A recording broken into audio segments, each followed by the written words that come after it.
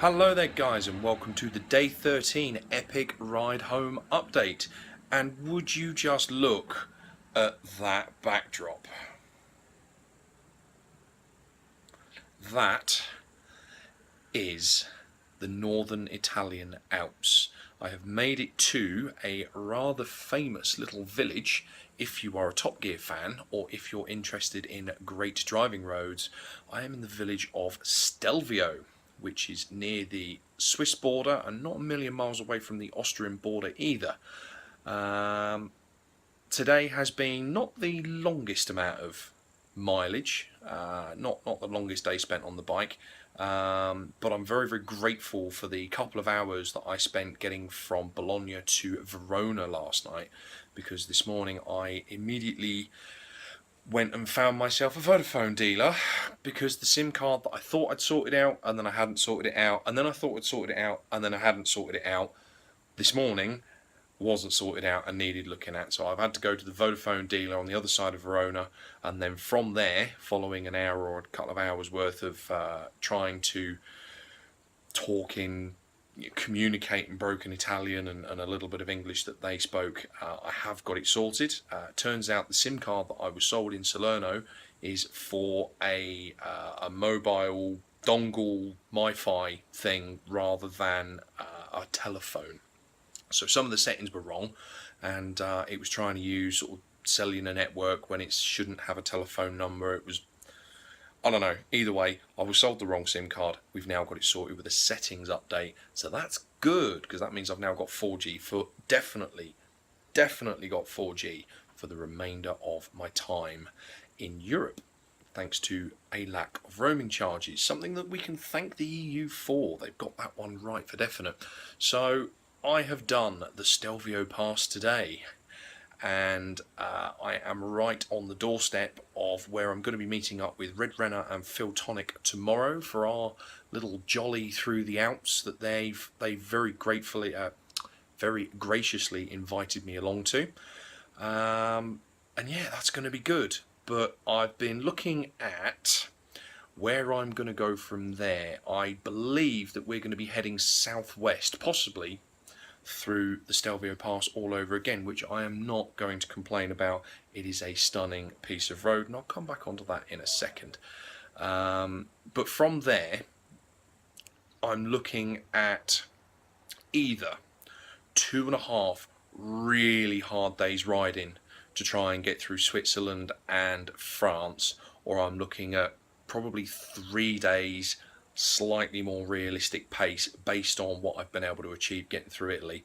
I was a little bit downcast earlier on because I thought, for all the progress that I made through Saudi Arabia, Jordan and Egypt, that I've maybe been taking it a little bit too easy trying to get through Italy. But actually, doing the sums, I've done about 2,000 kilometers in 4 days. Now, when I was in trying to get from Saudi across to northwestern Egypt, I was planned to do 2,200. I actually ended up carrying out 2,400 kilometers.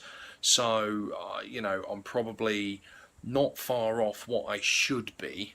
But obviously on a motorbike, stopping for water, stopping for fuel every hour and a half to 2 hours, the getting off the bike, the de-gearing, the filling up, the re-gearing, taking all the gear off, putting all the gear back on, putting my personal gear back on, is what takes the time.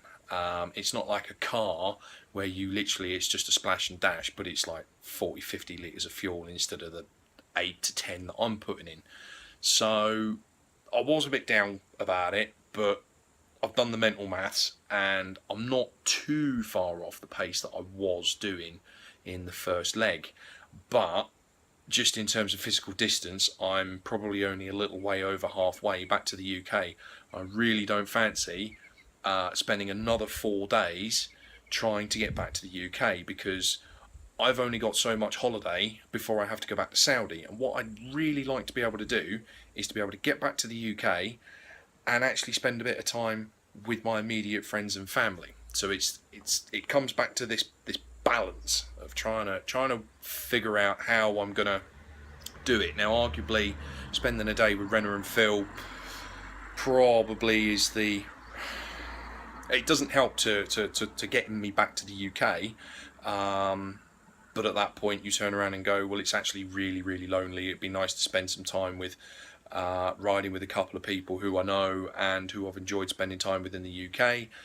I'm probably one of a handful of people who's been to see them in this neck of the woods since they emigrated out to Germany. So I figure that's worth the effort. But like I say, what I'm preparing myself for now is once I've done that, I've got 2.5 to 3 days hard crossing France. The other aspect of not wanting to spend too much time in France, they are notorious for preying on foreign motorists.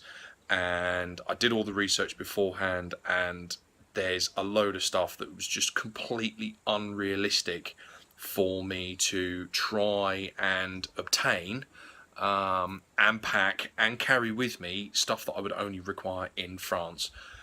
So I basically just chinned it off. So I'm trying to minimise the amount of time I'm actually spending in France. But I am hoping to make it to Caen. I'm still intent on doing either the Caen or the Le Havre ferry. The original plan was I was going to spend a few hours in Caen explaining the story about my final swan song with BBMF, with the RAF.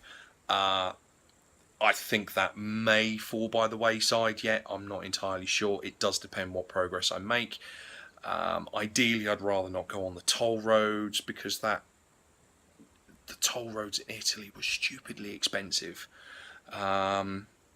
And I don't think they're going to be that much better in France. Plus, there's obviously the speed issues for France. I know the toll roads are used to measure your average speed, and it's easy to get nicked. But then again, I'm on a foreign registered motorbike, so if they want to send a ticket to me in Saudi Arabia, you crack on, guys. So I'm hoping to make an evening ferry on the 8th. There is a ferry from Caen into Portsmouth that leaves at 4:30 local time, so I'd probably need to be there just after lunch, which would get me into Portsmouth at 9:15. Alternatively, there is an overnight ferry, which is probably the more realistic option on the night of the 8th, which would get me into Portsmouth at, I think, 6:15 on the 9th. I'm going to aim for the afternoon ferry on the 8th. Realistically, it's still going to be bloody hard work to get across to the overnight ferry to arrive on the 9th in the morning, but I will keep you guys posted. That's going to depend a little bit on how much riding we do tomorrow, where we end up, and whether there's an opportunity for me to say ciao, arrivederci, thank you very much, and I can go and do like I did last night from Bologna to Verona. I can go off and do an hour or a couple of hours riding to just get a head start with trying to smash out that mileage and get back to the UK, because that's kind of where I'm at now. I've done the factory, I've done Stelvio Pass, I've got a day of effectively a holiday day tomorrow to enjoy myself, but after that the only thing left to do is to get back to the UK, and I'm really looking forward to getting back to the UK, I'm not going to lie.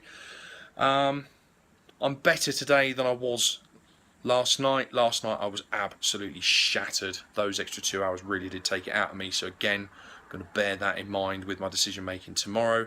It hasn't been quite such a taxing day today, riding wise, but it has been a lot more fun. But again, wearing the Kevlar jeans, and yeah, the seat of my backside is really, really, really sore.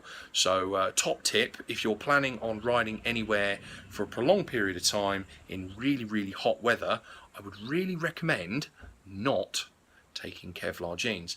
I don't quite know what else you would take instead, because certainly things like Gore-Tex and more traditional touring pants that are all lined and layered are probably not going to be any better. The inner linings will stick to you like mad. So I'd be interested in your comments on that one. Really would, because I've still got to go back to Saudi, and even though I'm going to be on the 848 only, I would appreciate some recommendations actually. So leave your comments below if you've got any thoughts or recommendations. If you're from the continent, you're used to riding in exceptional heat, other than a leather onesie, what you guys would recommend wearing. So there we go. Tomorrow should be a really, really good day. Tomorrow's going to be a day with some company and a day to let off some steam and enjoy the bike, which is fantastic. Absolutely brilliant in these sweeping alpine curves. Not quite so good in the really, really tight hairpin stuff, but that's probably because I've got a bag on the tank that limits the amount of steering I can put in. I can't really get to full lock because it hits the bag, but then the bag I've got isn't designed to go on the tank, so that's my fault. So thank you very much. Keep all your comments, keep your messages, keep your likes, keep your retweets, and keep all the support coming. Thank you very much, guys. Ciao for now.